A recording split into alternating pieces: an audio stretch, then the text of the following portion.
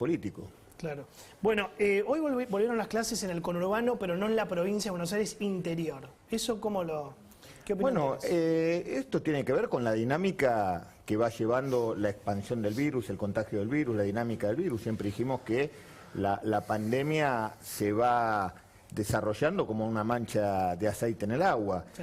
Comenzó en Capital, siguió en el primer cordón, segundo cordón, tercer cordón, y comenzó en Capital, y esto no tiene que ver con ninguna cuestión, porque es el centro de arribo de todos los lugares del mundo, ¿no? ¿Cómo explicás que, digo, en el conurbano, que hay mucha más densidad, haya clases, y en el interior, que hay escuelas rurales, con 20 pibes, no haya tiene que ver con la dinámica de dispersión del virus y con la cantidad de camas ocupadas, no ocupadas. No es lo mismo tener el 100% de camas ocupadas, por ejemplo, en el primer cordón, que bueno, se me ocupa el primer cordón, evacúo al segundo cordón, pasó en Capital cuando colapsó el sistema privado, evacuó el primero y segundo cordón, y no es lo mismo evacuar un paciente que necesita un respirador en Carmen de Patagones a Buenos Aires, que son 3 horas de avión. Ahora, no termina nunca. Yo me acuerdo de una entrevista en Radio Rivadavia que vos dijiste que para junio esto terminaba. Dije, si tenemos las vacunas, junio, julio terminamos. Tengo el textual. Sí, a partir de junio la pandemia va a ser parte de la historia de la Argentina. Sí, teniendo las vacunas, sí. Fíjese que países como Israel, países que empezaron a vacunar, salvo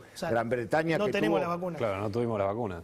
El mundo no tuvo las vacunas a disposición de los países no productores desde el primer día. Pero el otro día Cristina dijo que teníamos la mejor vacunación, espectacular. Vos decís que no tenemos la vacuna, no entiendo.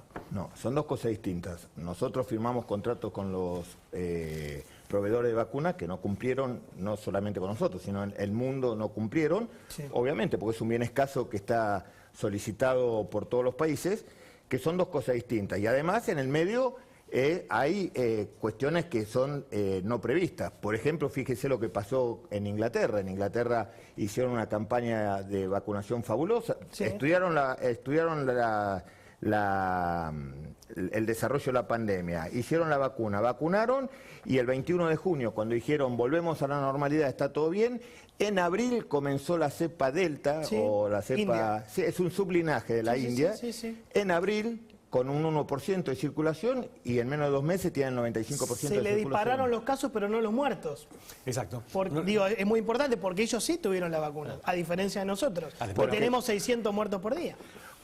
Además, las vacunas son eficaces, independientemente de que tengan algo menos de eficacia. Estamos comparando 90% con 75%, lo vamos a hablar más tarde, pero es decir, el 70% de las personas que tienen infección hoy en el Reino Unido son no vacunados y un 30% son vacunados, pero de ese 30% la gran mayoría tienen una sola dosis de vacuna. Claro. Es que aparte de la explicación tiene que ver con el proceso fisiológico.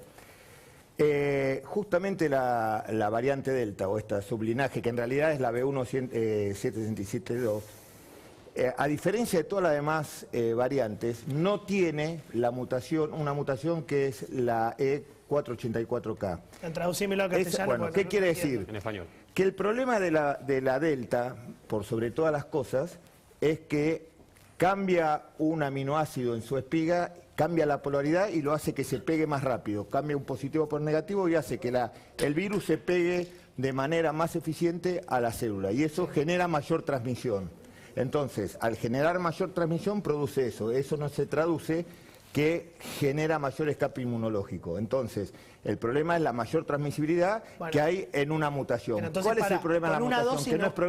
Con una sola dosis no va a alcanzar, entonces. Para la Delta, ¿qué pasó? Fíjese que los grandes productores al principio empezaron a darse cuenta que separando más el tiempo entre la primera y segunda dosis era muy bueno. Sí. Claro que era muy bueno, pero para la cepa original.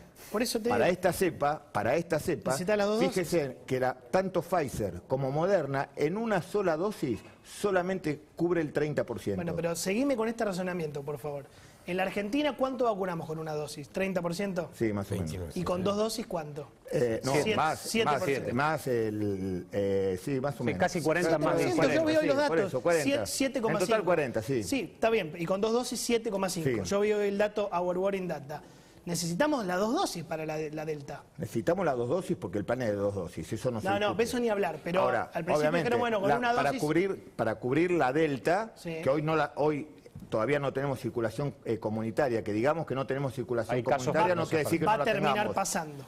Yo me acuerdo cuando una vez dije, nos vamos a terminar contagiando todos, me dijeron, está totalmente loco. Bueno, la realidad va a terminar pasando, la Delta va a ser mayoritaria. No entender cómo es la dinámica de una pandemia. Con más razón, 2 dosis. Entonces, hoy todavía estamos a tiempo. En Inglaterra se vio que no solamente no se podía alargar, sino que además había que acortar el tiempo de la segunda dosis en caso de Pfizer o AstraZeneca para esa variante. Bueno, pero si no hay vacunas para 2 dosis, en los estudios realizados, por suerte nosotros nos estamos proveyendo de Sputnik, que es una vacuna que genera muchos anticuerpos con una sola dosis. Tal es así que ahora está saliendo una versión de la Sputnik Light, sí, que no es más que la primera dosis.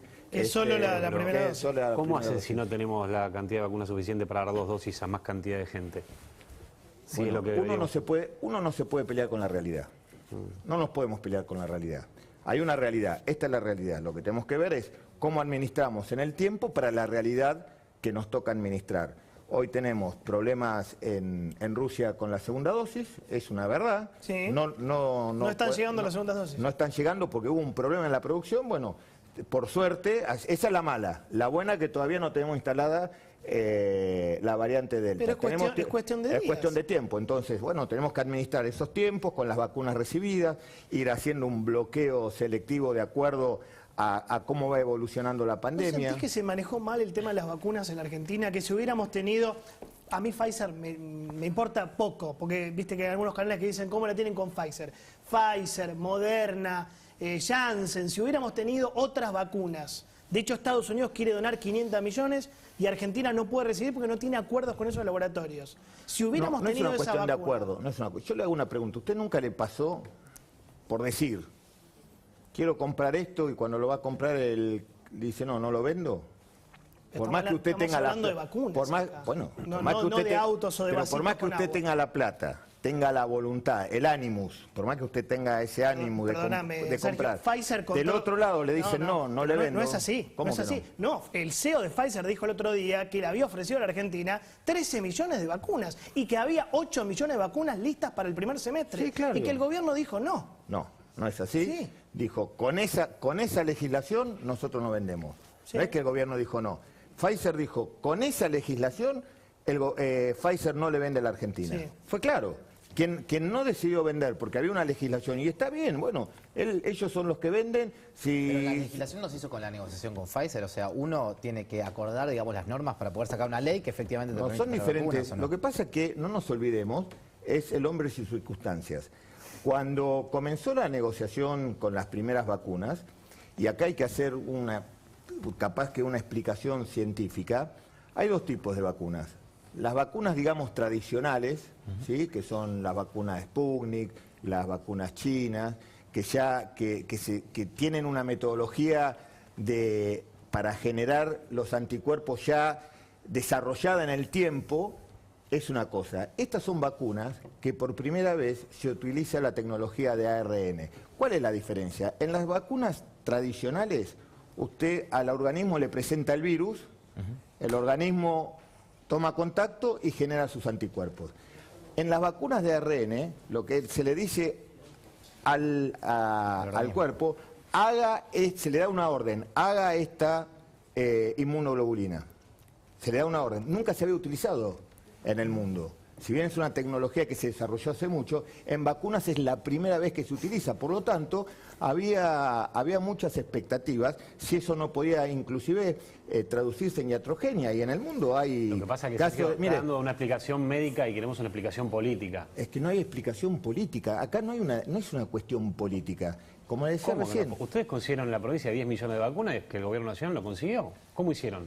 Pero el gobernador el año pasado tomó contacto con el laboratorio de Gamaleya, sí. Cuando tuvo el contrato se lo pasó al gobierno nacional porque entendía que era una consiguieron la Sputnik, no consiguieron Pfizer, Moderna y Janssen. Porque Sputnik aceptó las reglas de juego. La legislación argentina puso estos parámetros. Pfizer dijo, con esos parámetros no vendo. Claro. Es como que usted entiendo. que me venga a comprar un auto y le digo, yo no te doy garantía. Claro, y nos quedamos sin 13 millones de vacunas. Bueno, pero ese es el problema, entonces discutamos... No, el problema son 87.000 muertos. No, lo que tenemos que discutir es la capacidad soberana tecnológica que necesita un desarrollo un país que quiere ser moderno. El problema, Sergio... Nosotros con un desarrollo tecnológico, fíjese, Sergio, que la inequidad de distribución de las vacunas. Se han entregado en el mundo 2.700 millones de dosis de vacunas. Sí. La gran mayoría está concentrado en 4 o 5 países, que son los productores. El fracaso son los 87.000 muertos.